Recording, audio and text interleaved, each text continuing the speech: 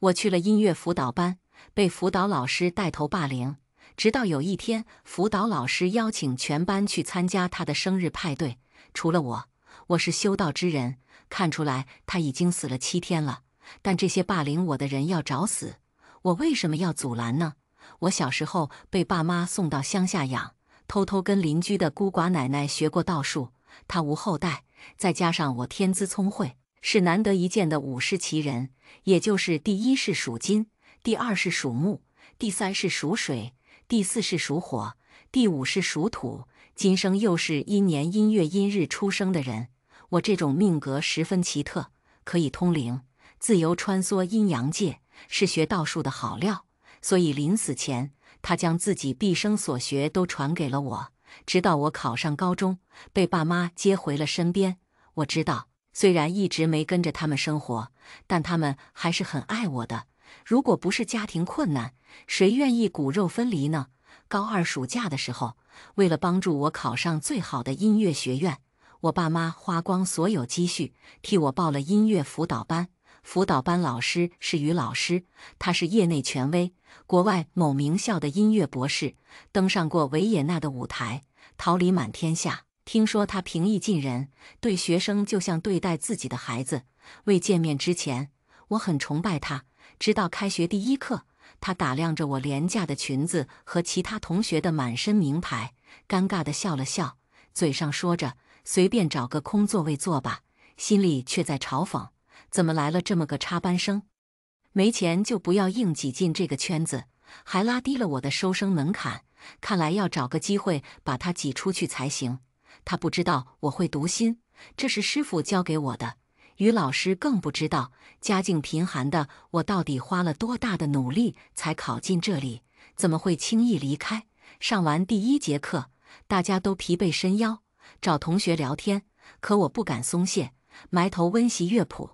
哟，这么认真啊！穷人家的孩子没背景，没人脉，除了努力还剩什么？知道自己穷干嘛还要挤进来，毁了我们班的形象。听到这种话，我脑子里的第1个念头就是爸妈说的那句穷不与富斗。也不知道这些人为什么就容不下我这小小的不同，于是我默默戴上了耳机。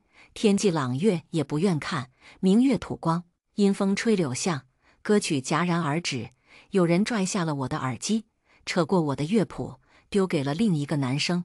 喂，我的乐谱，为什么喂？戏耍我的男生用肥胖的身躯挡住了我的去路，身后的卷发女生一把扯住我的头发，好几个女生围着我，扯我的裙子。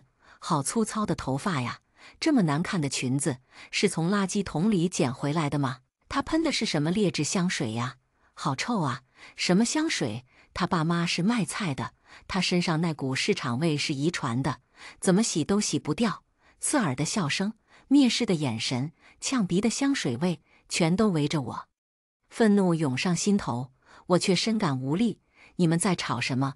门口传来一个冰冷的女声，所有人瞬间变了副谄媚脸色。锦柔今天来得好早啊，这才上了第1节课。锦柔姐，这是上节课的笔记，我替你做好了。锦柔，你脸色不太好，是不是昨晚没睡好啊？他们簇拥过去，这才放过了我。我知道白锦柔，她是班花，也是这个辅导机构最有钱的学生。你就是新来的插班生。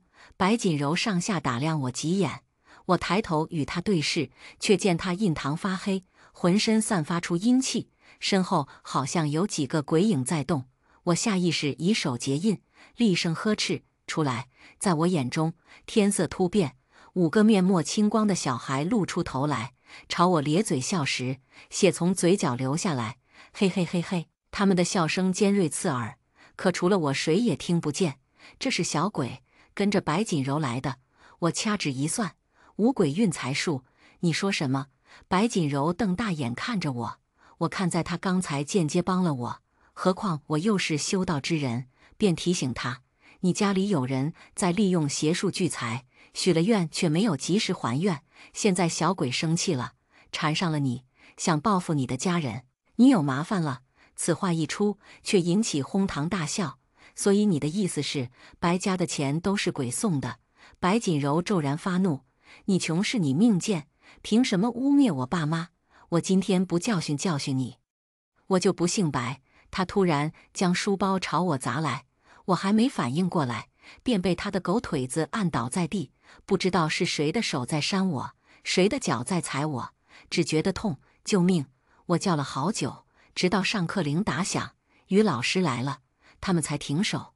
可于老师甚至没打算了解事情经过，只敷衍我一句：“宋乔，去洗把脸就回来上课吧。”我忍痛站起身，委屈地问：“老师，他们打我，你为什么不罚他们？”于老师假笑：“都是同学，没必要闹成这样。何况你也没什么大事，不是吗？”我鼻子一酸，眼眶泛红，所以我就白白被欺负了吗？他眼里掠过不耐烦：“同学之间小打小闹而已。再说了，你没来之前，我们班一直是和睦相处的，从没出现过打架斗殴事件。你是不是要反思一下，是不是你自己的原因？不然为什么只欺负你，不欺负别人？”我愣了下，这是为人师表可以说出来的话吗？你还站在那里干什么？要上课了，别耽误大家的进度。我只好捂着小腹，艰难走回座位。于老师刚准备弹琴，白锦柔却举手大喊：“等等，老师，我要举报宋乔。他刚才在班里宣扬封建迷信，说我们家养小鬼，污蔑重伤同学，应该怎么罚？”什么？这太过分了！于老师气急败坏地站起来，指着门口：“去罚站，放学后叫你父母来。”我不服，凭什么只罚我？他呢？你犯的错误比较大。我忽然觉得好笑，没再争辩，出去了。放学后，爸妈被约去谈话。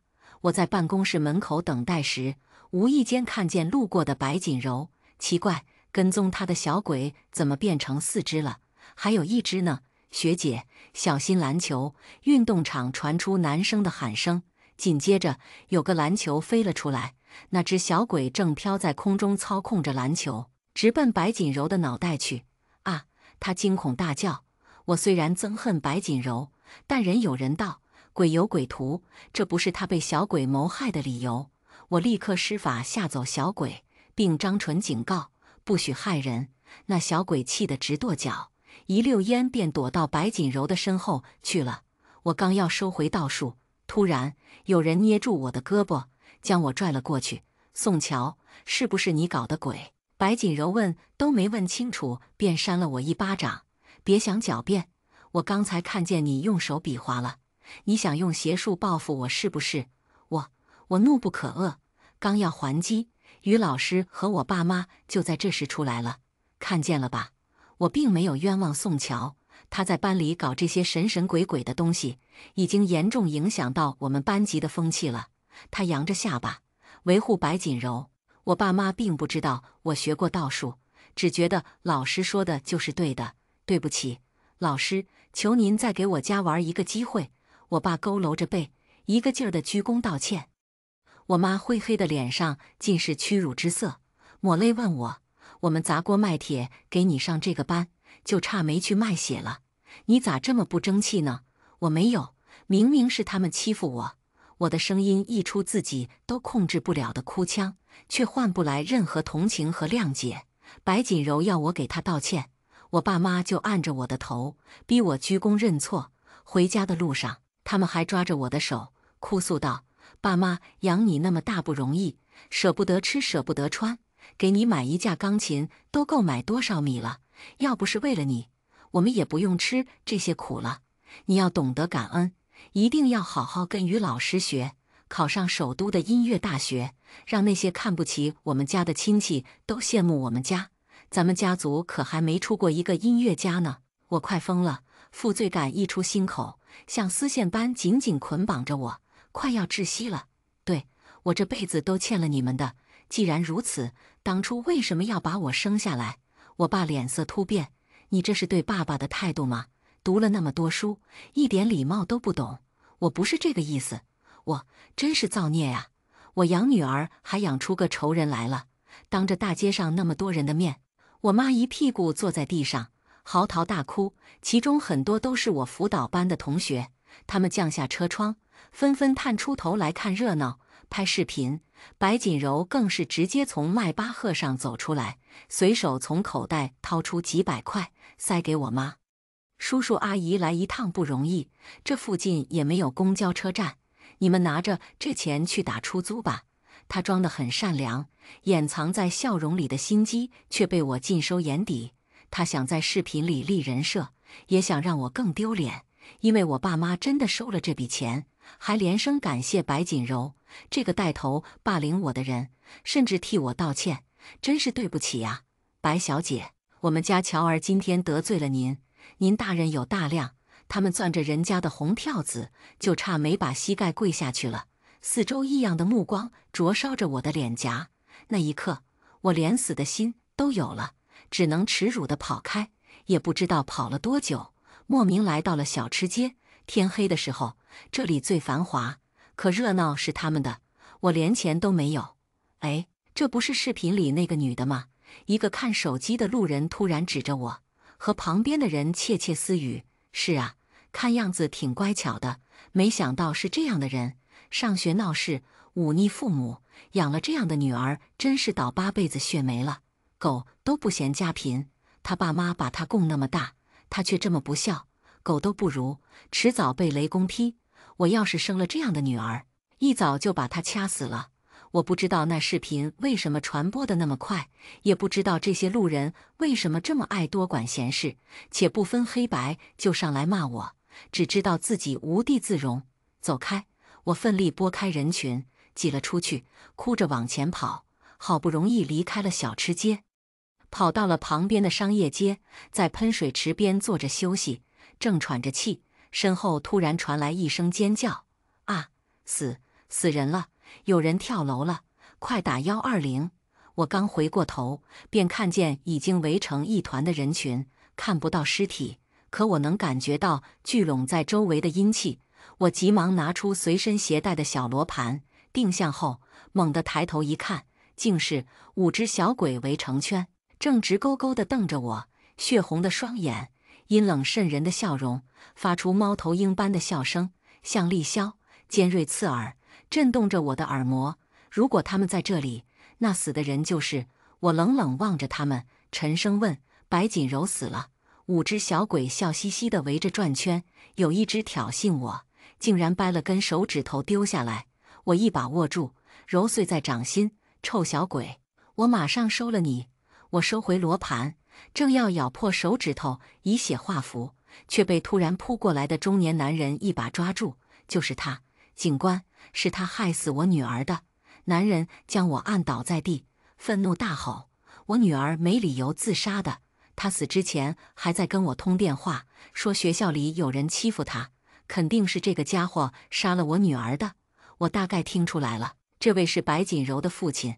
可还没等我反驳，警察便来了，先是将我们2个分开，然后对我说：“请跟我们回去协助调查。”我满脸惶恐：“你们该不会怀疑我吧？如果你没做过……”害怕什么？因为我今天跟他发生过冲突，他死之前还跟他爸告状，说我欺负他。辅导班那帮家伙也不会帮我的，特别是于老师，再加上凶手是抓不到的鬼，兜兜转转，还是我的嫌疑最大。怎么办？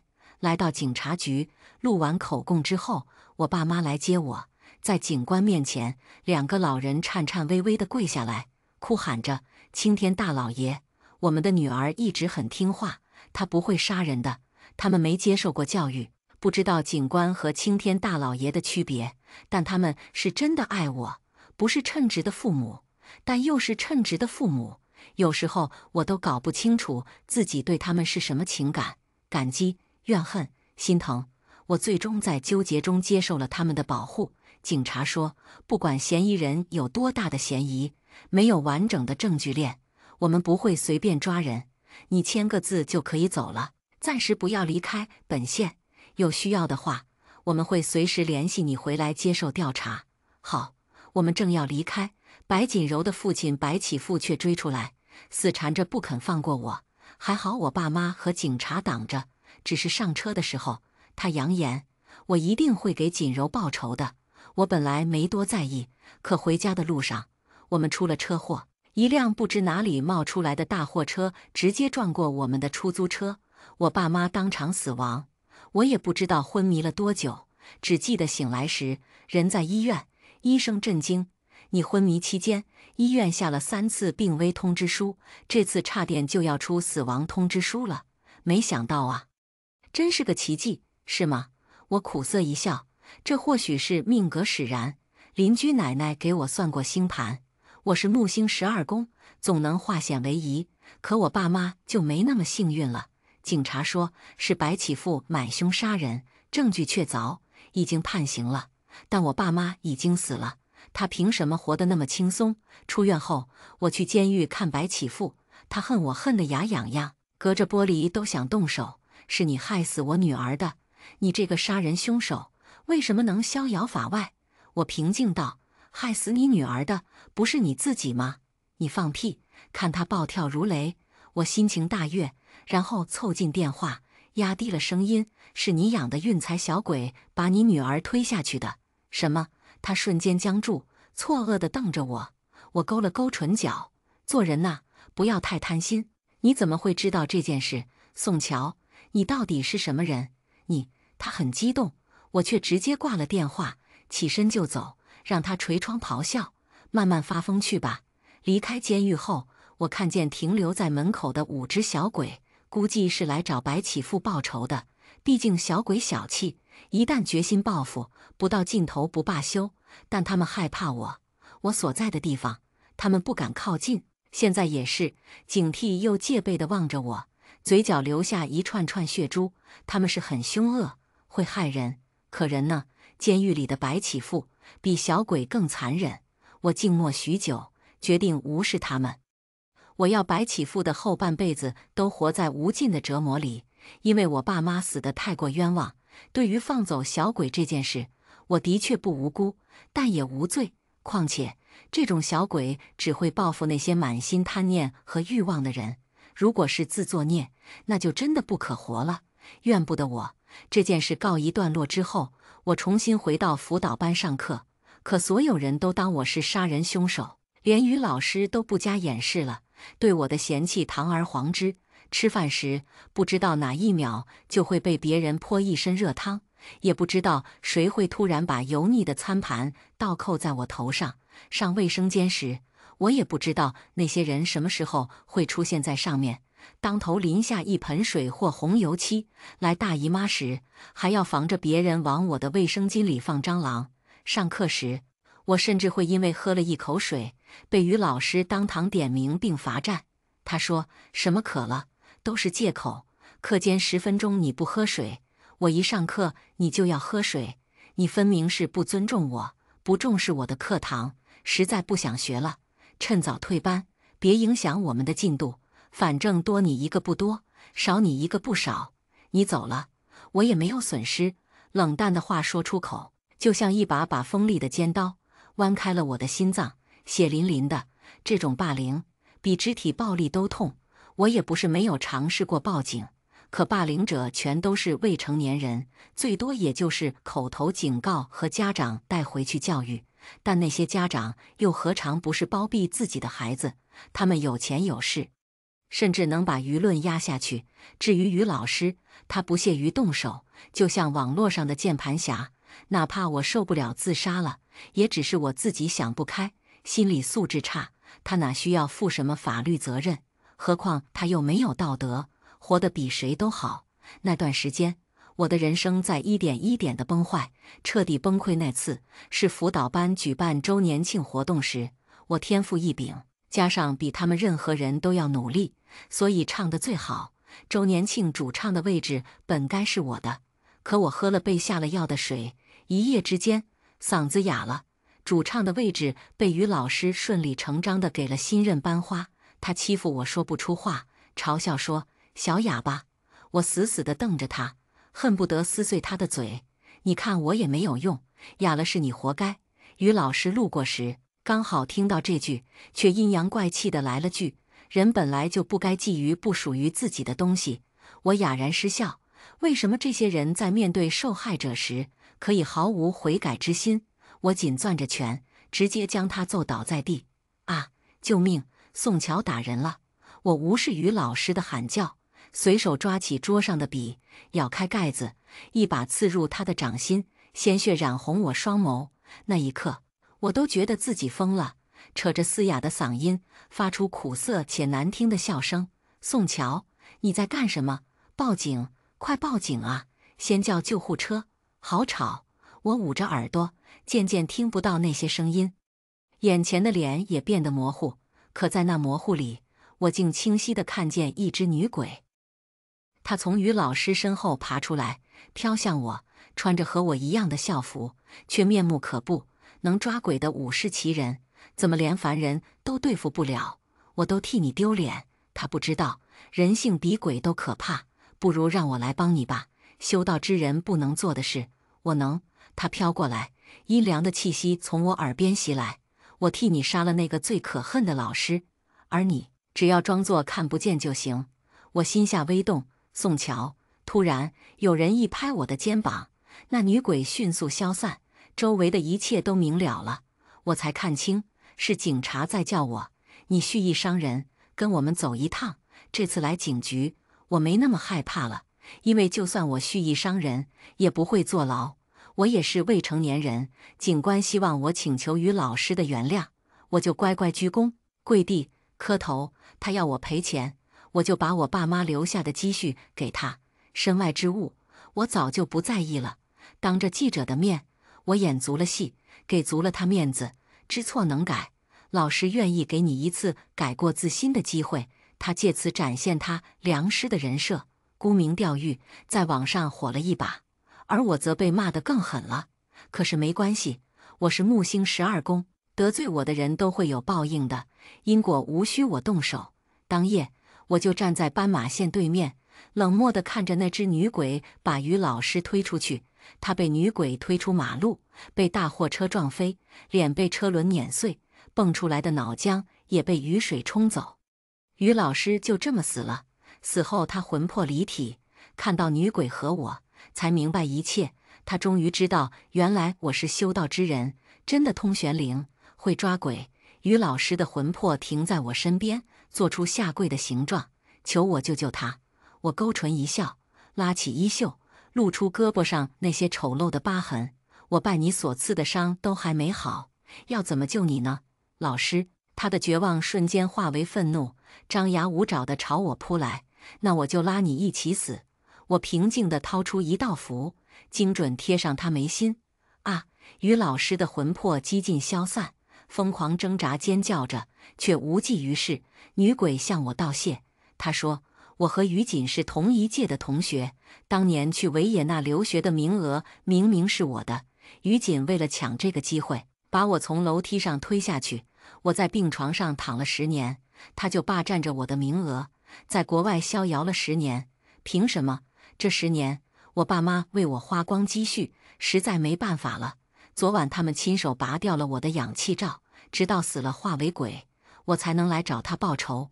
看来不止我一个人想他死，如今我心愿已了，等鬼差一到，我就会走。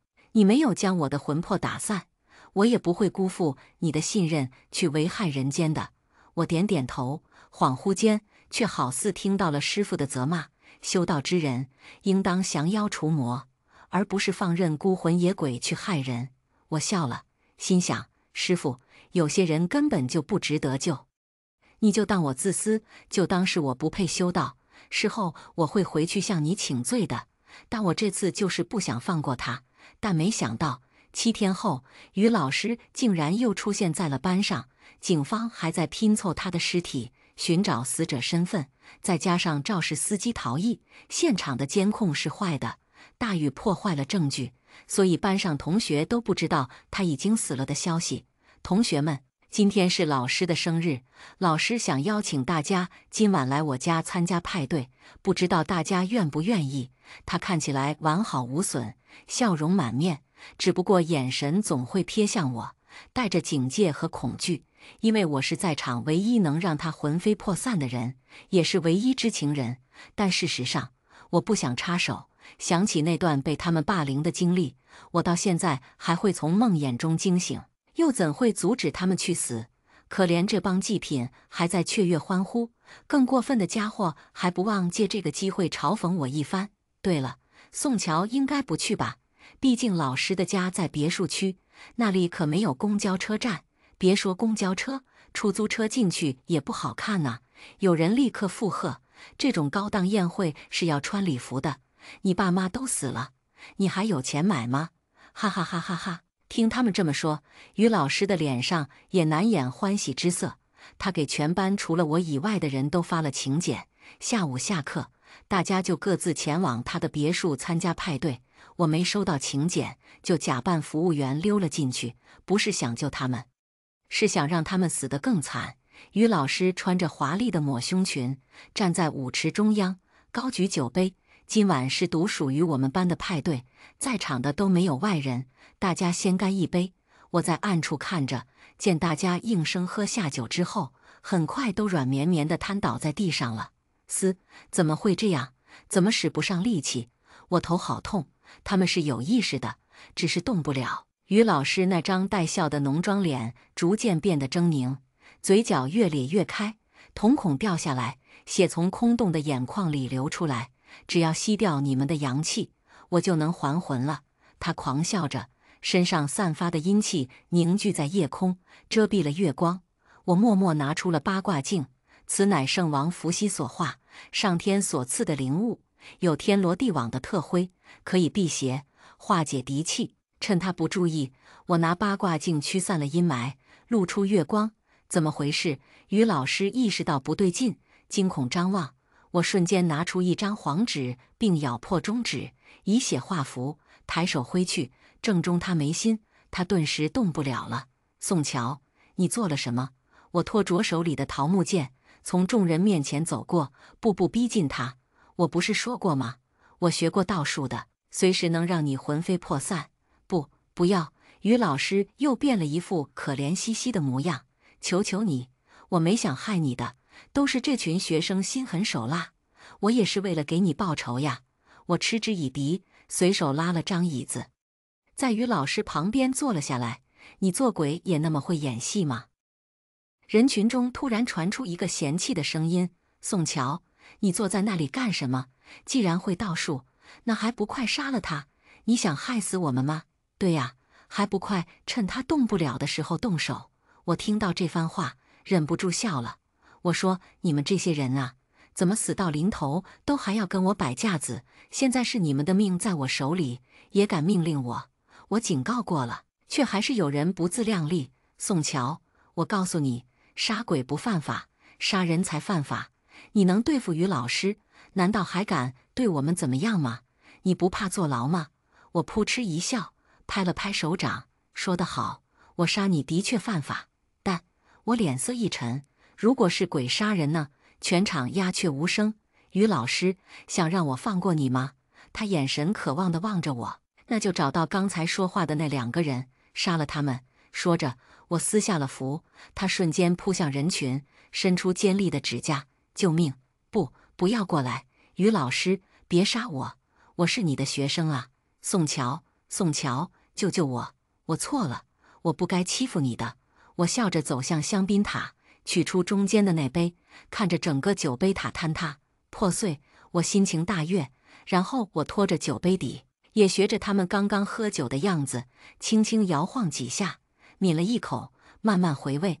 喝了几口后，我发现在场的人只剩了一半。于老师杀疯了，真是不乖。我拿出夺魂锁，奋力抛了过去，在于老师的脖子上缠绕了2、3圈，再猛地一拽，一把将他拖了过来。我将绳的另一端缠绕在自己掌心，控制着他。我让你杀2个，你杀了一半，这是不把我放在眼里，不相信我真的会杀了你，是吧？不是，嗨，他痛苦地向我解释着。此时，剩下那一半人忽然哭诉起来，像狗一样爬向我，哀求道：宋乔，救我，求求你，我给你道歉，我给你磕头，我错了，我不该把餐盘扣在你头上，我不该往你身上泼油漆，我也错了，我不该把蟑螂放进你的卫生巾里。我半靠在椅子上，坐姿傲慢，下颚轻扬，眼神轻蔑，享受着他们的臣服。可我并不觉得满足，因为这是我应得的。那些迟来的正义和道歉，我都不需要了。于老师，你先歇着吧。我站起身，反手用夺魂锁将于老师绑在了我刚才坐的椅子上，用一道符将他定住，不是放过他了，只是他还有用。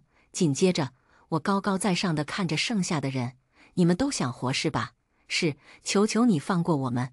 我点点头，从口袋里拿出一个小玻璃瓶，瓶子里装了白色药水，这是我自己做的符水，只要喝了，你们就能恢复正常了，可以随意离开。可是怎么办呢？我只有一瓶。我扬起药瓶，故作苦恼，给我。我的，这是我的。宋乔，我没对你动过手，我只是附和了他们几句。我的错最轻，应该给我。我家有钱，只要你把药给我，我爸妈可以给你很多很多钱。每个人的脸上都表露出对生存的贪念和渴望。我扬了扬唇角，不如这样，我们玩飞盘游戏。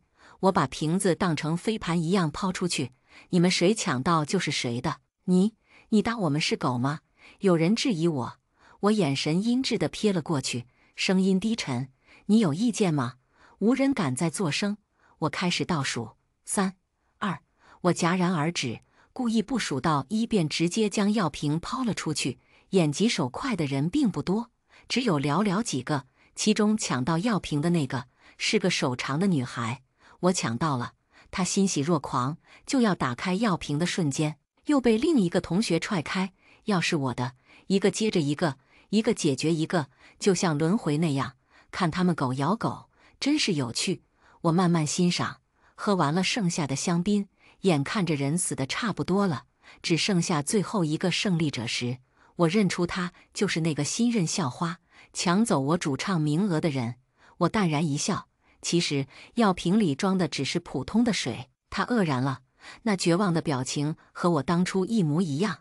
我抬头看了眼月亮，打了个哈欠，时间差不多了。说罢，我又放了于老师，替我解决掉最后一个。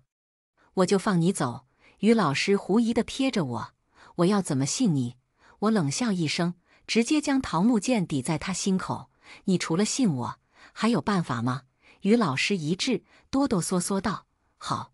他张牙舞爪地扑过去，只听一声惨叫，女孩的胸口血肉模糊，于老师手上还沾满鲜血，却一脸乖巧地回到我身边。现在可以放我走了吗？当然可以。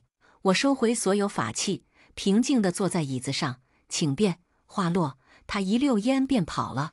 我却不紧不慢地再次抬头，见乌云已经遮蔽了月光，笑道：来了。果然，没多久，鬼差便来了。他锁着于老师来到我面前，向我道谢：多亏你通知我来这里抓魂，要是他跑了，我就没法向阎王爷交代了。没事。于老师自目欲裂，还试图向我扑来。宋乔，你敢骗我？我笑而不语，故作礼貌地朝他挥了挥手：老师，再见。后来我回了老家，去祭拜我师父，在他坟前，我双手合十：弟子纵容鬼怪害人，弟子虽不认为自己有错，但终究是违背了师门的规矩，所以弟子今日在此立誓，从此不再使用道术，不再理会阴间之事，辜负了师父的期望，对不起。我跪下后，给师父磕了3个响头，然后将他曾经送我的八卦镜、桃木剑以及其他法器全都埋进了他的坟里。回到省城后，我继续读书，研习音乐。或许真的是我命格不凡，又或许是他们在天之灵保佑我。高考那年，我成功考入首都最好的音乐学院。毕业后，我放弃了去国外工作的机会，回了老家，将孩子们没见过的钢琴、小提琴、吉他带了回去，并成了一名支教老师。我再也没有碰过道术，只把音符撒向每一片土地。我希望有一天，音乐不再是个有门槛的梦想。第一个故事就分享到这里了，接下来的故事更精彩。你不准叫我哥哥。赵颂君对我充满戒备，在这个家，只有妍妍可以叫我哥哥，多稀罕啊！我作为独生女，长到22岁，也并不习惯哥哥长妹妹短的。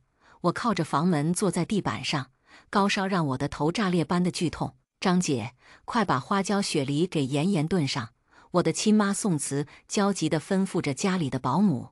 还有散利痛，家里药箱还有好几盒，赶快拿去给妍妍吃一粒。这是我亲爹赵文远。然而我中午发烧到现在，没有一个人关心我的死活。我吃的是我自己之前囤的感冒药，在这个原本应该属于我的家，我所有的骨肉血亲依然只疼惜赵妍妍。郑兰，你最好明白一件事，赵家的小公主永远都是我。前几天拉着行李箱走出校门时，赵妍妍在我耳边轻轻地说了这句话。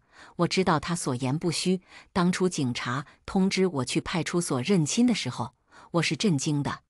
谁能想到，嚣张跋扈的校霸赵妍妍，居然是我现在父母的亲生女儿，而我才是学校董事赵文远的亲骨肉。亲爹亲妈见我的第一面，我终生难忘。你就是那个害得妍妍拿不到 K 大保研资格的郑兰。亲妈宋慈当时就表达了对我的厌恶，我并没有解释什么。很显然，我这位亲妈也听不进我的解释。即使赵妍妍不能保研 K 大的原因是我的各科成绩彻底地碾压了她的成绩，亲爹赵文远则一直抱着哭得撕心裂肺的赵妍妍。妍妍别哭，你永远都是爸妈最疼爱的女儿。赵家养尊处优的老太太，我的亲祖母发了话，让郑兰回来吧。到底是赵家亲生的孩子，不过妍妍是我的心头肉，谁也不能欺负她。这样的家，我感受不到任何失而复得的喜悦，养父母也很失望，因为赵妍妍从头到尾也没有给过他们一个眼神，更别提喊一声爸爸妈妈。他们的亲生女儿断然拒绝回到亲生父母身边，已经成年的孩子不愿认回亲生父母，即使是警察也无能为力。养母抱着我哭了一夜，戒烟10年的养父在客厅里抽掉了一整包烟。最后他们依然希望我回到赵家，我想留在他们身边，但我也看得到，养父母心里记挂更多的还是赵妍妍。回去吧，兰兰，他们一夜之间老了10岁，赵家能给你最好的生活条件，更何况那个家原本就是属于你的，豪门富贵啊，要不然妍妍又怎会不想认我们呢？坐上赵家派来接我的豪车，我不住地回头看着养父养母，他们彼此扶持着，一直在路边目送着我。远远的，我看见养母捂着脸，无助地靠在养父肩膀上。他们没有孩子了。半夜，我终于退了烧，内衣被冷汗彻底的湿透。我咬着牙站起身，拿出干净的内衣，一边颤抖一边换上。赵家人都已经入睡，我打开房门，扶着墙，慢慢地走向厨房。从午后发烧到半夜退烧，我只喝了几杯水。我打开冰箱，找出几块面包，又给自己热了一杯牛奶，坐在餐桌边默默地吃着。被病毒折磨的味蕾几乎尝不出什么味道，但我也要强迫自己进食。从踏进这个大门开始，我就不是回家，而是上战场。在达到目的之前，我绝不能被任何挫折打倒。赵家大门轻轻地打开，一个青年戴着 N 口罩从大门外走进客厅，一眼看见还在喝牛奶的我。青年的模样长得极好，宽肩窄腰大长腿，一双浓眉衬着一对凌厉的眼睛。跑去选秀能杀进决赛圈。我们对视了几秒，他轻轻的一皱眉，我无所谓的垂下眼帘。你就是郑兰。低沉的嗓音很是悦耳，却有着毫不掩饰的嫌弃。我抬眼，微微一笑，对，我是郑兰。我知道他是谁。赵文远和宋慈生我之前，收养了已故朋友的孩子作为养子，就是眼前的赵颂军。据说他是赵氏集团能力最强的副总经理，也是赵氏夫妇主义的未来女婿人选。既然回来了，就安安分分的过日子。如果被我知道你在针对妍妍动什么手脚，他靠近我，弯下腰，面带警告的和我对视。就算你是爸妈的亲生女儿，我也会让你吃不了兜着走。我嗤笑一声，向后靠上椅背，冷静地回望赵颂军。看得出来，赵妍妍具有十分高超的演技，一个在学校里任意霸凌别人的女校霸，在他家人眼中却是亟待呵护的小白兔。我被保研后，已经在校园论坛上被网暴好几次，身边的同学都知道背后指使者是赵妍妍，然而我们却不能把她怎么样。还有，你不准喊我哥哥，平时只能喊我的名字。赵颂君继续低声地告诫我，那双深沉的眸子里对我有12分的戒备。在这个家，只有妍妍可以喊我哥哥。我揉了揉酸痛的肩膀，多稀罕啊！我作为独生女长到22岁，也并不习惯哥哥长妹妹短的。我再次抬头微笑，正合我意，不远处的楼梯上传来一声低低的惊叫：“哥，你别靠近他，他阳了！”我回眸看去，真巧，赵妍妍也在这时出现在客厅，正捂着嘴看着我们。赵颂君反应过来，立刻退后好几步，眉头再次皱起：“阳了，你还跑出来干嘛？”我举了举手中牛奶，不然呢？我饿死在房里。赵家的名声也不好听吧？赵颂君呆了呆，没人给你送饭。我哈地笑出了声。他可能是赵家唯一一个想起来给我送饭的人。赵妍妍急忙上前，把赵颂君拉到离我很远的地方。哥，我也不太舒服，家里人今天在照顾我，所以，郑兰，你该不会生爸妈的气了吧？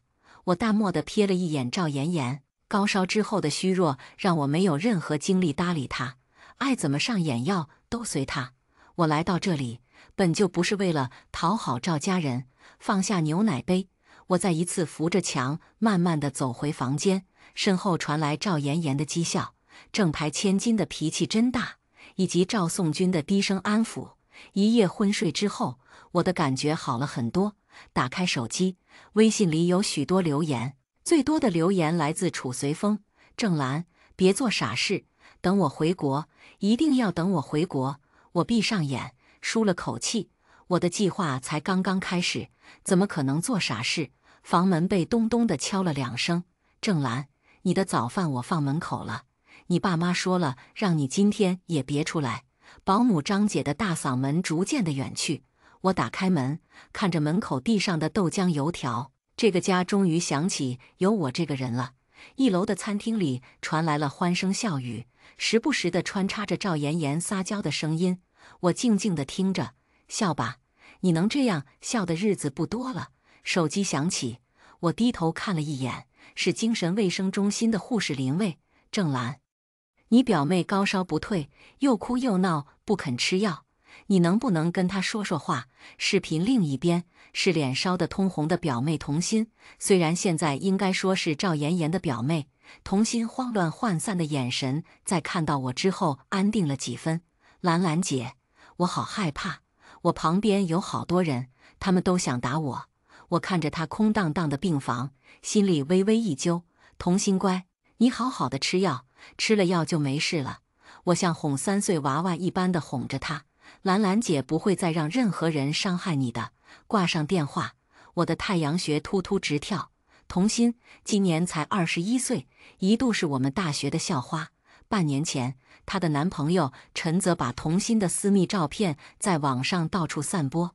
我找到童心时，一群小混混正围着童心不断地推搡她，一个个语调下流地问她一晚上多少钱。当天夜里，童心在宿舍里脱光了衣服，不停地傻笑。辅导员紧急联系了我，把童心送到了精神卫生中心。医生诊断，童心是重度精神分裂。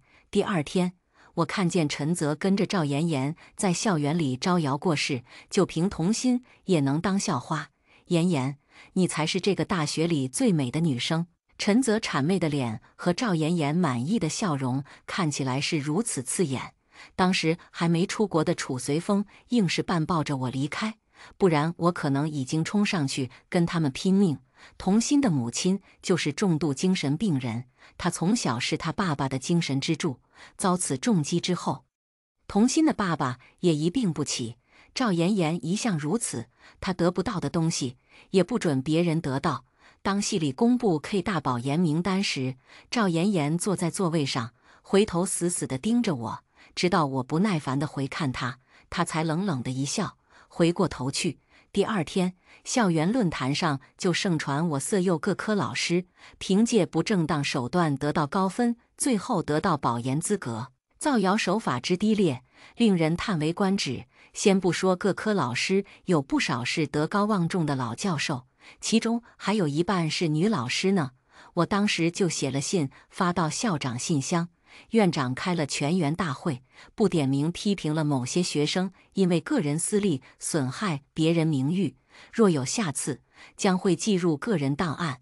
院长的处理方式已经顾及了赵妍妍校董千金的面子，然而赵妍妍还是气得当众大哭，也不知道她回家之后是如何移花接木地改编剧情的。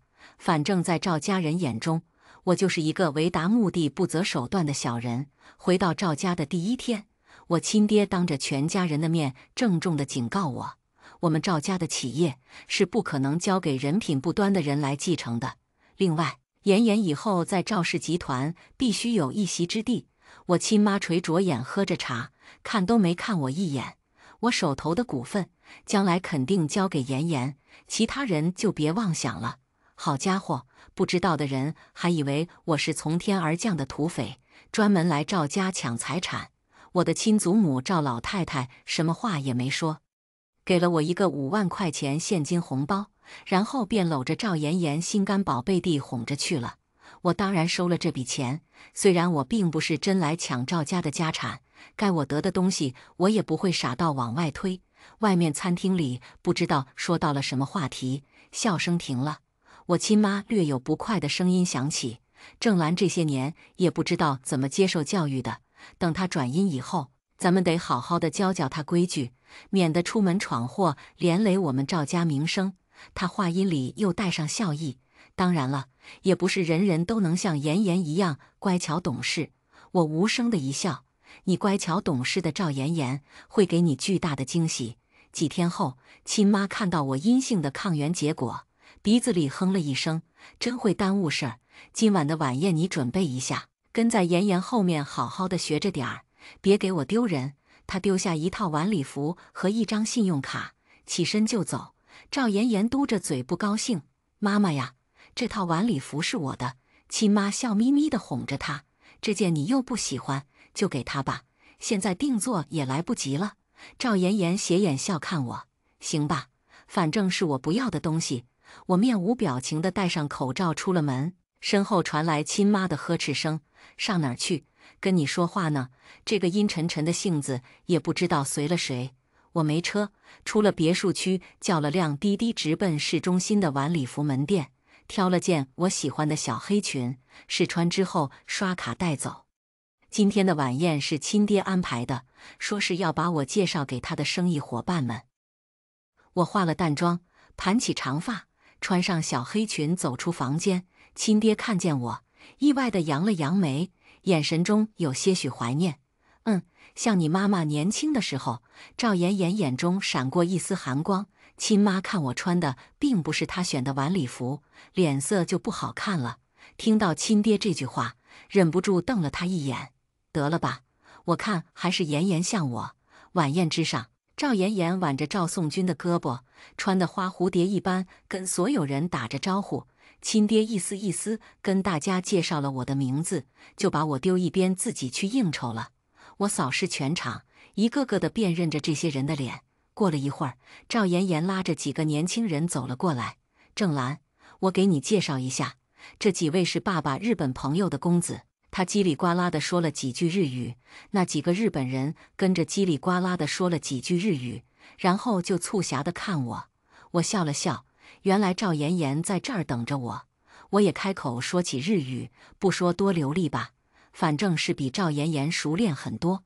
赵妍妍目中无人已成习惯，她只知道我大2过了英语6级，却不知道我大3就已经拿下日语 N。那几个日本人震惊片刻，反而说起了生硬的中文。郑兰小姐的日语真的很好，是我们失礼了。赵妍妍的日语其实也就停留在日常用语打招呼的阶段，连敬语都不熟。她看我顺利地接住了她的大招，一咬嘴唇，不虞之色溢于言表。赵颂军远远地看见，迈开长腿快速地走了过来。妍妍，有什么事吗？他眯着眼，面带威胁地看了我一眼。赵妍妍一脸委屈的不说话，看起来倒真像是我在为难她。旁边一个日本人笑着解释了刚才的场景，赵颂君的脸色这才和缓下来。哥，既然郑兰日语这么好，他可以给你当翻译呀。我记得你们也需要日语翻译吗？赵妍妍满脸娇憨，仿佛很为我着想。赵颂君一愣，皱眉看我，是你向妍妍提的要求。他沉着脸，你知道当我的翻译需要什么门槛吗？我莫名其妙地看向赵颂君，赵总一向喜欢这样脑补。谁跟你说我想给你当翻译？我只是业余水平的而已，当然知道做翻译是不够的。只不过赵颂君习惯把一切不合理现象归因为我是始作俑者，可惜我没有任何义务给他面子。听风就是雨，如此自以为是，赵总能把赵氏企业做得风生水起，也是奇迹。我向脸色铁青的赵颂君举了举酒杯，转过身走开了。妹控不可怕，昏君型的妹控就有点令人膈应。赵妍妍铁了心要让我出丑，自然不会儿一蹶不振。没等我吃完一块蛋糕，他又领着一位儒雅的中年男子转到我面前。魏叔叔，他就是郑兰，今年9月就要正式的到你们学院读研究生了。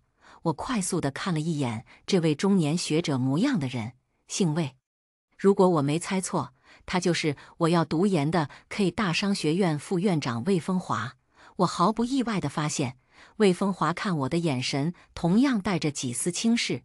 我不卑不亢的一笑：“魏老师好。”赵妍妍果然又出手了：“郑兰，魏叔叔可是院长级别的人物，你应该称呼魏院长才对。”我不动声色，而魏风华的神情却和善了几分。这种真正的学者，于做官没有太大的兴趣，平时更喜欢学生称他们老师，而不是行政职务。这一点，高高在上的赵家小公主自然不会关注。魏风华认真地打量我几眼，严肃地问了我几个专业问题，从运筹学到博弈论，越来越难，越来越学术性。我是保研没参加考研，倒是先进行了研究生面试。赵妍妍站在一边，脸色越来越难看。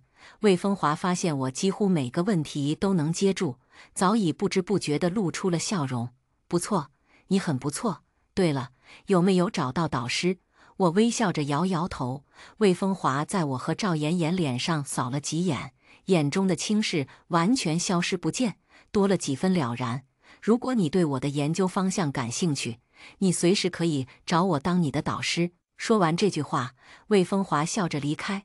赵妍妍咬着唇，冷笑一声：“你果然很会魅惑人心。”我淡淡的回应：“心中有莲花者，所见即是莲花。”赵妍妍，你的心思该用消毒液好好的洗一洗了。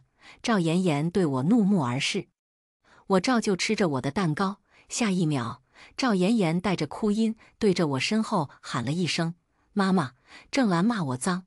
我回过头，迎面而来的是我亲妈的一记耳光。周围人有些吃惊，交谈的声音都停了下来。我轻轻地摸了摸微烫的脸，安静地抬眼看向亲妈宋慈。她依然怒不可遏，一双与我十分相似的眼睛冷冷地盯着我。要不是我亲耳听见，我还半信半疑。亲妈拉起赵妍妍的手，心疼地把她搂进怀中。谁的心思需要消毒液洗？你骂谁脏？我看是你。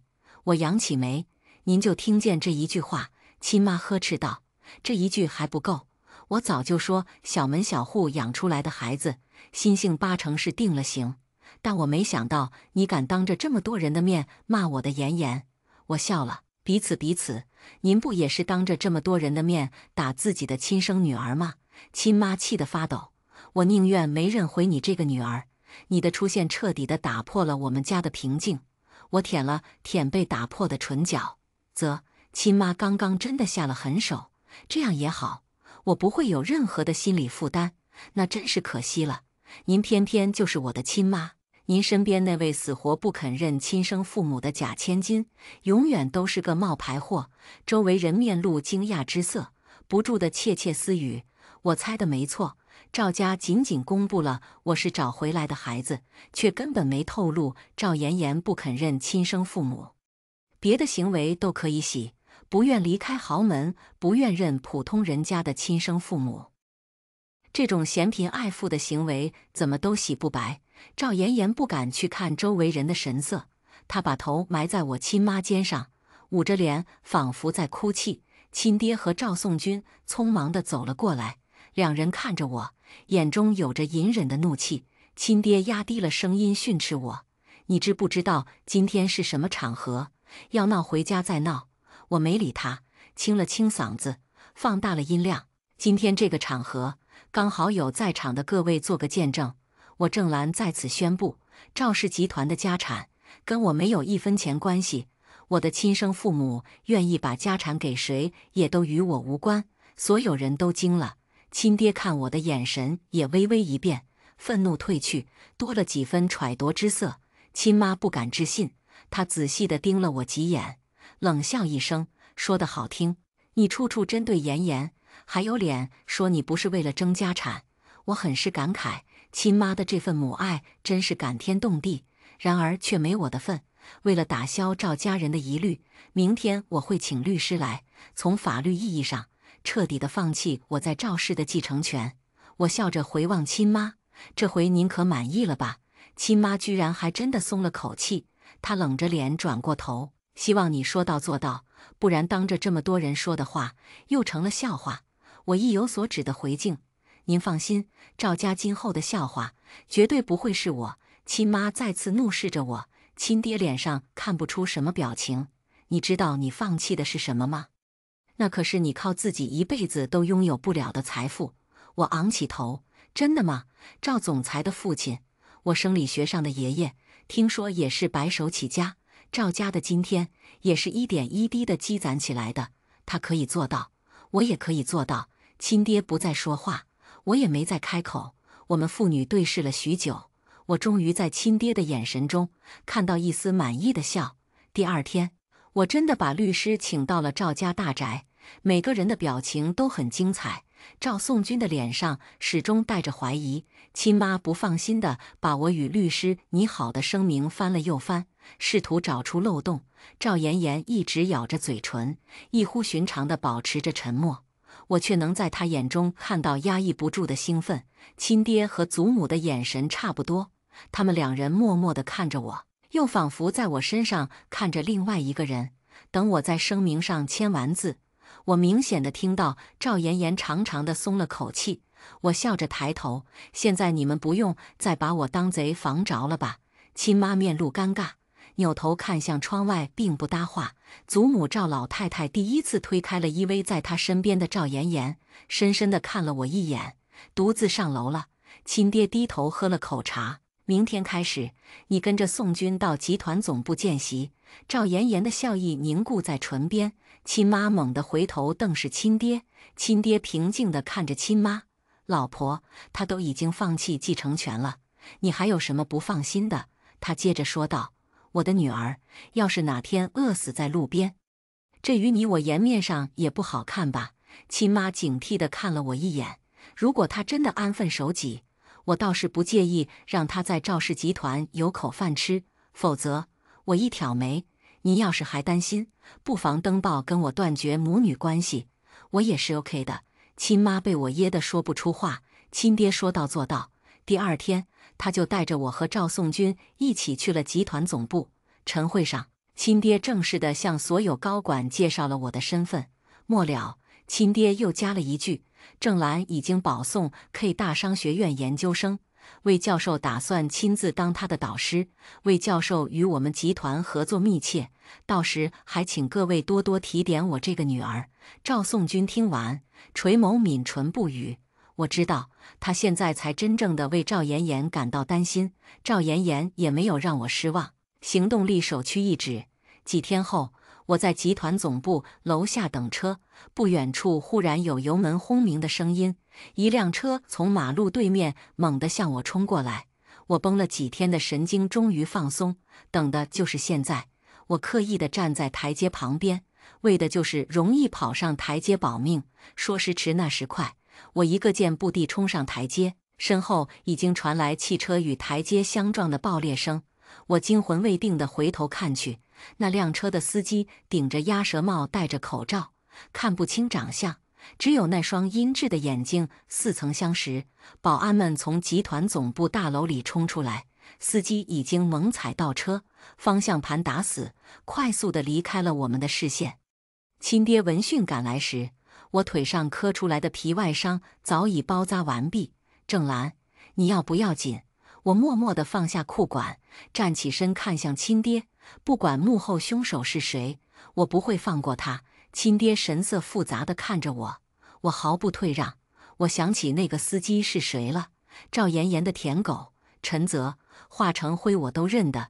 我遇到袭击的事，不同的人反应不一。楚随风打电话过来，足足地骂了我20分钟。你要是死了，我怎么办？他骂到最后哭了。就算不考虑我，你也为童心想一想，求你了，姑奶奶。我唯唯诺诺，再三保证下不为例。亲妈看我走路健步如飞，不以为然地翻了个白眼。多大点事儿，该不会是自导自演，惹人同情吧？一旁的赵妍妍挤出一丝笑容，这可说不准呢。祖母板着脸，沉声地问我：“你打算怎么处理？”我笑了笑：“当然是报警呀。”赵妍妍眼里一慌，出言讽刺：“碰破点油皮就要报警？那点伤口去医院迟一点都要愈合了。”我眯着眼看她，我又不是圣人，以直报直才是我的作风。赵妍妍眼珠子转向一边，第一次不敢跟我对视。亲妈还在瞪我，说话夹枪带棒的。你这话是什么意思？亲爹咳了一声，行了，这件事该怎么办就怎么办，报警是郑兰的自由，随他去吧。赵妍妍不死心，什么鸡毛蒜皮都要报警，传出去咱家要不要面子的呀？我翻出微博对到赵妍妍面前，看到没？赵氏集团真千金意外遇险，已经是本地新闻头条了。我要是不敢报警，反而是一件奇怪的事。真假千金这几个字眼是赵妍妍的死穴，她狠狠地看我，眼底的恨意如有实质。我要的就是她的恨，以及她情绪的失控。果然，赵妍妍咬着牙冷笑：“你已经没有继承权了，算什么真千金？”赵颂军忽然开口：“妍妍，别乱说话。”他一边喝止，一边看向我亲爹。亲爹凝视着赵妍妍，眼中的神色仿佛打翻了5味罐。可惜赵妍妍的耐心也就到此为止。他用力地推了赵颂军一把，哭着问他：“哥，连你也站在郑兰那边，连你也看不起我？”赵颂军还想解释，赵妍妍已经抹着泪上楼去了。亲妈连忙追着上楼，经过我身边时，她恨恨地抛下一句：“从你回来就没一件好事，真是晦气。”祖母闭上眼，捏着鼻梁，看起来十分头痛。亲爹沉默不语，保养得宜的面孔忽然苍老了几分。下午，赵颂军情绪低落地来找我：“你要怎么样才肯放过妍妍？”他仿佛壮士断腕一般，脸上带着豁出去的决心，嘴角又挂着心不甘情不愿。只要你别再招惹妍妍，你向我提出什么条件，我都同意。我偏头掏了掏耳朵，抬头看他：“啊，你能不能翻译一下？”赵颂军眼底藏着羞恼与悲愤。“你放过妍妍，我可以答应你任何要求。”我忍不住笑出了声。赵颂军的脸色在我的笑声中由红变白，由白变青。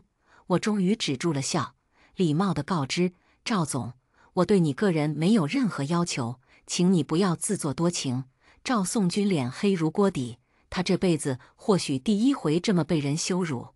然而人必自辱，而后人辱之。我不知道赵颂军为什么认定我会为了他而放过赵妍妍。我不得不声明，我有男朋友，我很爱他，并且他比你优秀很多。赵颂军眼底闪过一丝不以为然，深邃的眼眸透过垂下的刘海凝视着我，的确是一副好皮相。可惜我心里只有在电话里哭着骂我的楚随风。我端茶送客，与其让我放过赵妍妍，不如看紧赵妍妍，别让她做更多蠢事。窗外的光照在我身上，犹如我的战袍。以你的人脉，足够查清楚赵妍妍这些年的所作所为。你比我更能预判她下一步会做什么。很显然，赵妍妍是疯批，疯批没有刀鞘能管得住。亲爹加强了我身边的安保措施，但凡我离开赵家大宅或者集团总部，身边必须有一名保镖跟随。亲妈对此嗤之以鼻，谁会把她当回事？你真是小题大做。亲妈原也打算让人找出撞我的司机，倒不是为了替我找回公道，我倒要看看什么人会想要你的命。要是最后发现是你自导自演，我看你怎么继续在赵家立足。赵妍妍慌忙地制止了他：“妈妈呀，做人留一线，别把她逼上绝路嘛。”亲妈疼惜地抱着赵妍妍：“我的乖女儿，你还是太善良了，怎么我就生出那么个东西呢？”赵妍妍紧紧地抱着我亲妈，眼神挑衅地看着我。我轻笑摇头。赵妍妍现在的筹码越来越少，她以为的绝杀，我早已经不在意。祖母最近的话少了很多，她时常静静地坐在沙发上观察着我以及赵妍妍。某日客厅里只有我们两人，祖母终于开口了：“郑兰，你恨你妈妈吗？”我惊讶抬头，旋即一笑：“当然不，恨是一种奢侈的情感，我并没有过多的精力去恨太多人。”祖母闭上眼叹了口气：“对你妈妈而言，你这个样子也不知道是好事还是坏事。我无所谓，也不关心。这1个多月平安无事，我已经渐渐地熟悉集团管理层的运作模式，集团的高管们也习惯了重要会议我都会出席。赵妍妍多次要求进入集团工作，都被亲爹婉言拒绝，她的忍耐也到了极限。周末，我独自加班到深夜，好不容易完成了手上的标书，腰酸背痛地进了电梯。电梯里，一名穿着西装的男子低着头拿着公文包，我没在意，按下了关门按钮。电梯门的模糊倒影中，那名男子缓缓地抬起了头。危险！我的直觉在心底疯狂地尖叫。我猛地回头，那张脸，那双眼，带着猫戏老鼠般的兴奋。贱人，真会躲呀！要抓到你可费了我不少功夫。是陈泽，陈泽是个疯子，他愿意为赵妍妍做一切突破底线的事，无论是哄骗童心，跟他谈恋爱，又反手传播童心私密照，还是企图开车在路边撞死我，他只求博赵妍妍一笑。这样一个人，处心积虑地等到我落单，自然不会轻易地罢手。你怎么进集团大楼的？我背靠着电梯门，祈祷能有人进电梯。陈泽已经把所有楼层都按灭了。陈泽露出了牙齿，伸手抓住了我的头发。妍妍是赵家小公主，她自然有办法让我混进来。我忍着头皮上的剧痛：“你想做什么？”陈泽冷冷地看我：“任何让妍妍不开心的东西，我就有义务抹除。”他眼神阴鸷，越发用力地扯着我的头发：“尤其是你，比童心更碍眼。你居然威胁到了妍妍在赵家的地位！该死！”陈泽另一只手从口袋里掏出一瓶液体：“你放心，我不会杀你。你死了，我至少要坐牢20年，我就不能守护妍妍了。”恐惧让我喉头发紧。狭窄的电梯里，我闻到了刺鼻的气味。我只要毁了你的脸就行，然后我去自首，就可以得到轻判。一个完好无损的赵妍妍和一个毁了容的废物，赵家一定会放弃你。陈泽自信的微笑，而我最多3-5年就能出来了，划算。我瞳孔收缩，这个疯子肯定做得出来。我掐着大腿，硬是逼出眼泪，放软声音求陈泽放过我。我的求饶大大的取悦了陈泽，他不屑地啐了一口：“瞧你这怂样，哪点儿能跟妍妍相提并论？你害得他几个月都不开心，我只是毁掉你的脸，已经是大发慈悲了。”他单手拧开瓶盖有点不便，而我需要的也就是这点时间。我悄悄地掏出防狼喷雾，调整好角度，快速地对准陈泽的眼睛喷过去。啊，贱人，你敢！陈泽眼睛剧痛，一时睁不开，他索性举起瓶子就往我头上砸。我连忙躲开，玻璃瓶砸碎在电梯门上，浓烈刺鼻的强酸味道瞬间布满了电梯。陈泽还想伸手抓我，我又掏出高压电弧棒，电得陈泽不住地破口大骂，什么难听的词都有。同一时间，我拍遍所有楼层的按钮以及电梯报警按钮。电梯门打开时，我又用电弧棒狠狠地电了陈泽一下，大踏步地冲出了电梯。集团总部每一层都有保安巡逻，我狼狈地冲出电梯时，刚好把巡逻队吓了个正着。等我打完报警，保安们把发疯的陈泽给按住，我才发现自己的双手在不停地发抖。亲爹亲妈赶到公安局时，陈泽绝口不提自己是为了赵妍妍，是郑兰勾引我在先。他现在成了豪门千金，就翻脸不认人了。我是爱他才会这样做。亲爹半信半疑地看我，亲妈已经气得对我发飙：你回来以后出了多少事，又不知检点地惹上这种人，我的脸都被你丢尽了。旁边做笔录的警察不由得侧目。我控制住微微颤抖的身体，又从一边口袋里掏出一支录音笔。陈泽吊儿郎当的笑容顿时凝固。警察看见我的录音笔，忍不住笑出了声。小姑娘很有安全意识，我都想知道你究竟藏了多少东西。当陈泽在电梯里威胁我的那些话播放出来时，亲爹的眼神变得冰冷，亲妈脸色铁青。沉默片刻，忽然一拍桌子站起来：我不信，你一定是跟这个人串通好了，要陷害我的妍妍。我懒得去看亲妈，这一晚的惊吓已经让我十分疲惫。我只淡淡地询问警察叔叔：陈泽的通话记录以及社交软件谈话记录应该能很快调查出来吧？我的这份淡定感染了警察，他们点点头。通话记录明天就能调出来，社交软件的谈话记录2-3个工作日也就能拿到。陈泽的眼睛如同饿狼般阴沉沉地盯着我，他忽然抱起向我扑过来：贱货，老子真后悔没杀了你，你就不应该活在世上。亲爹本能地挡在我面前，被陈泽一拳打中了一只眼睛。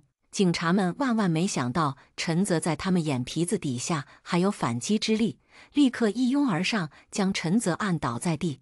我大吃一惊，连忙扶住站立不稳的亲爹：爸爸，您没事吧？亲爹捂着一边眼睛，疼得额头冒汗，另一边眼睛上下打量我：爸爸不要紧，你没事就好。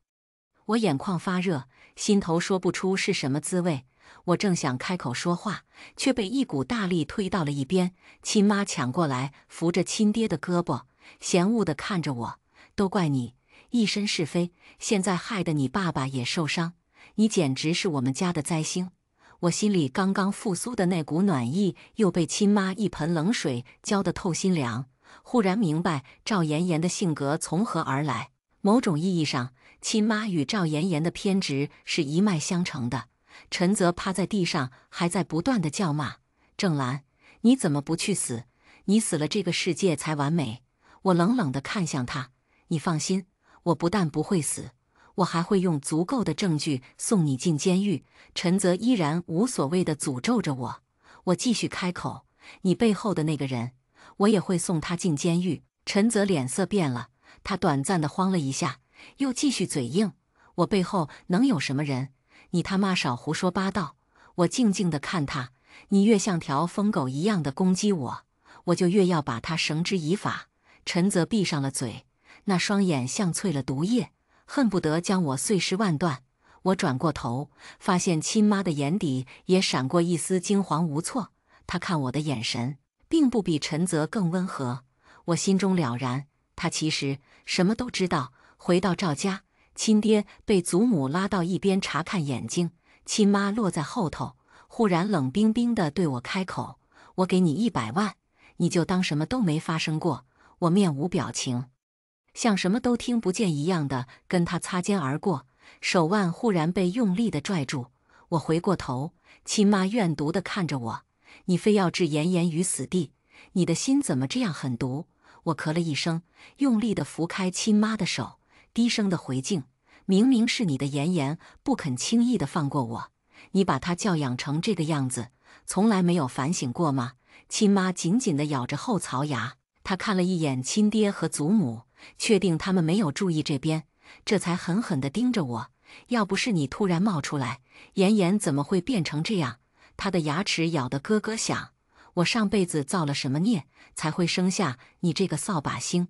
我意味深长地看着他，您就继续自欺欺人吧，这样的日子不会太多了。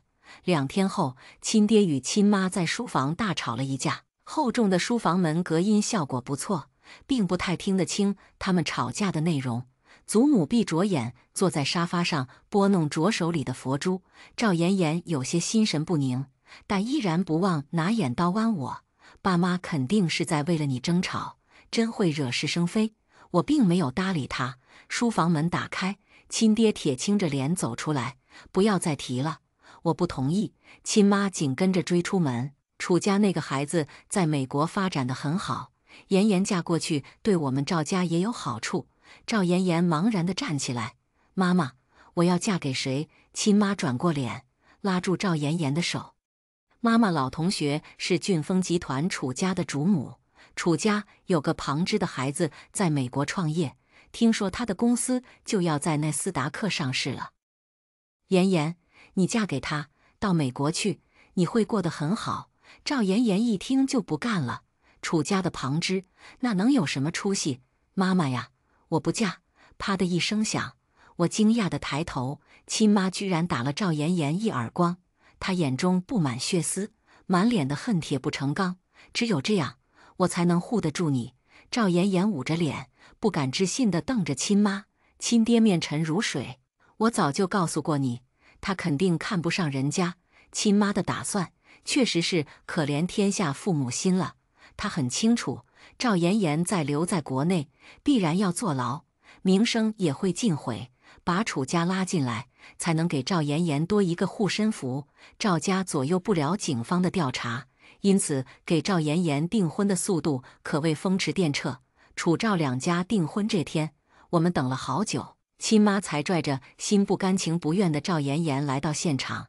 楚家主母含笑表示，他们家的孩子刚刚下了飞机，昨天他的公司终于上市了。这下他可就是我们楚家子弟中身价最高的一个。宋慈，我对你够意思吧？亲妈当然高兴。赵妍妍听了这番话，脸上的表情也舒展不少。他就快到了，说来也是有缘，这孩子还是你们家妍妍的同校师兄呢。没多久，宴会厅大门口走进一个身材高挑的青年，浓密的眉毛，似笑非笑的眼睛，挺直的鼻梁，线条坚毅的唇，望之令人心折。比起赵宋军毫不逊色。赵妍妍的脸上已经露出了高傲而矜持的笑容，看得出她非常满意。那青年跟在场的长辈们打了招呼，便向我们走过来。楚家主母还在笑，随风这孩子一向好相处，他一定会好好的珍惜你们家。话音戛然而止，楚随风把我紧紧地抱在怀中，他把头埋在我肩膀，手臂微微的颤抖。我回来了，你想不想我？我轻轻地拍了拍楚随风的后背。离别1年多，他实现了他多年的梦想，我真心的为他高兴。赵妍妍脸上一阵青一阵白，含恨的目光几乎在我身上瞪出个洞来。楚家主母终于找回自己的声音：“随风，你这孩子犯什么糊涂？今天可是你跟赵家千金的订婚宴。”楚随风这才放开我，但依然紧紧地拉着我的手，回头看向众人：“没错，伯母，我答应的是跟赵家千金订婚，郑兰就是真正的赵家千金。难道您不知道？”楚家主母一时无语，她看了看我，脸上有恍然之色。所以你从一开始就不是要娶赵妍妍？楚随风淡淡的看了赵妍妍一眼，笑意不达眼底。赵妍妍小姐，我可无福消受。之前楚随风埋头创业，在学校里十分低调，又是博士后，并不曾引起赵妍妍的注意。可是赵妍妍的校霸作风，楚随风一清二楚。同心的主治医师都是楚随风帮我找的。赵妍妍一脸羞愤欲死的表情，她恶狠狠地瞪着我和楚随风，身体不断地发抖。郑兰，你真是不知羞耻！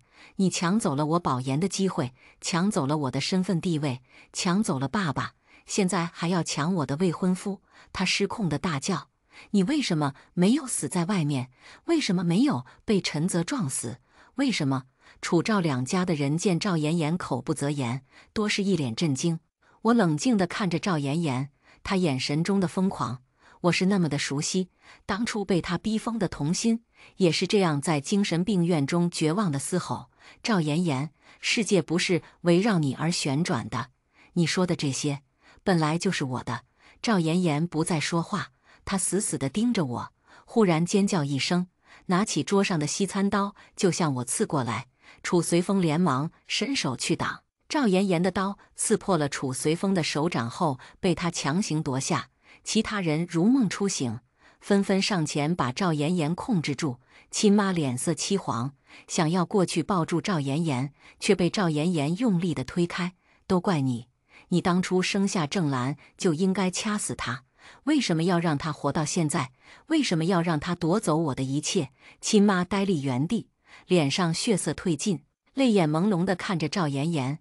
亲爹面色十分难看，他无比失望地看向赵妍妍：“我们这20多年爱你宠你，就把你养成这样没有良心的一个人。”赵妍妍被人按住，却还在不停地挣扎。闻言冷笑：“爱我？你们真爱我，就不该把郑兰认回来。”楚家主母慌忙跑过来看楚随风的手，她后怕地回头瞪视赵妍妍，又不敢置信地问我亲妈：“宋慈，你女儿怎么会是这个样子？”亲妈木愣地站着，仿佛魂魄离体，一言不发。就在这时，有人敲了敲门，几名警察走进了宴会厅。“赵妍妍，你涉嫌多次怂恿教唆犯罪，请跟我们走一趟。”赵妍妍眼神中终于出现了恐惧，她脸色煞白地看向我亲爹亲妈：“爸爸妈妈，救救我！”亲妈眼珠子轮了轮，好像又活了过来。她快走几步挡在赵妍妍前面：“我女儿很乖的，你们是不是搞错了？”几名刑警对视一眼，解释了几句。我们在陈泽的聊天信息里发现，赵妍妍怂恿陈泽进行了多次犯罪，涉及多个命案。现场众人沉默无语，连我和楚随风都不知道说什么好。赵妍妍和陈泽之前到底还做过什么？3个月后，检方对陈泽与赵妍妍提起公诉。原来在我与童心之前，赵妍妍就已经让陈泽逼着一个女高中生跳楼身亡，原因仅仅是那个女孩是赵妍妍高中时的班级第1名。大一那年，校草的女朋友踏青时不慎坠崖殒命，竟也是因为赵妍妍要倒追校草而不得，愤而让陈泽对那个女孩下毒手。陈泽想把所有罪行独自承担下来，然而聊天记录在企鹅总部是无法删除的，这都是赵妍妍教唆犯罪的铁证。半年后，陈泽被判处死刑，赵妍妍被判无期徒刑。养父养母闻讯痛哭，他们想去探望赵妍妍，却被她硬生生地骂走。在赵妍妍心目中，她永远是赵家小公主。好在养父养母并不排斥我的亲近，只是经常哭着感叹，他们和赵妍妍亲缘浅薄，落到这个地步，赵妍妍依然不肯就范。她在狱中声称自己是精神病患者，要求改判她无罪。亲爹不想再理赵妍妍，然而亲妈真的去找了精神鉴定专家，只可惜楚随风也找来多位治疗精神疾病的大拿，在多次鉴定之后，确认赵妍妍无论过去还是现在，精神状态都正常，她将永远地留在监狱，把牢底坐穿。据说赵妍妍被送回监狱时，对我那位亲妈又哭又骂：“你口口声声地说爱我，都是放屁，连这点事都做不到，你怎么不去死？”亲妈当场晕了过去。亲爹一怒之下登报与赵妍妍断绝关系。我最欣慰的是童心的病情基本得到控制，已经清醒了。我跟童心爸爸商量，准备送他去国外读书，彻底的远离原先的环境。亲爹正式的任命我为赵氏集团副总经理。至于继承权，你可以声明放弃，爸爸也可以等你和随风有了孩子，我直接把继承权给我外孙就完事了。我和楚随风相视一笑，老头子高兴，就随他去吧。亲妈并没有走出内心郁结，得了严重的抑郁症。我跟他没有达成和解，我回赵家大宅的日子，他在房里闭门不出，我也再没有称呼过他一声妈妈。有些东西彼此都不需要，不如就此放弃。今天的故事就分享到这里了。如果您喜欢这个视频，请为我点个赞和订阅。如果您有任何建议，都可以在评论区留言告诉我。希望今天的故事在你心中留下清香。我们下期视频再见。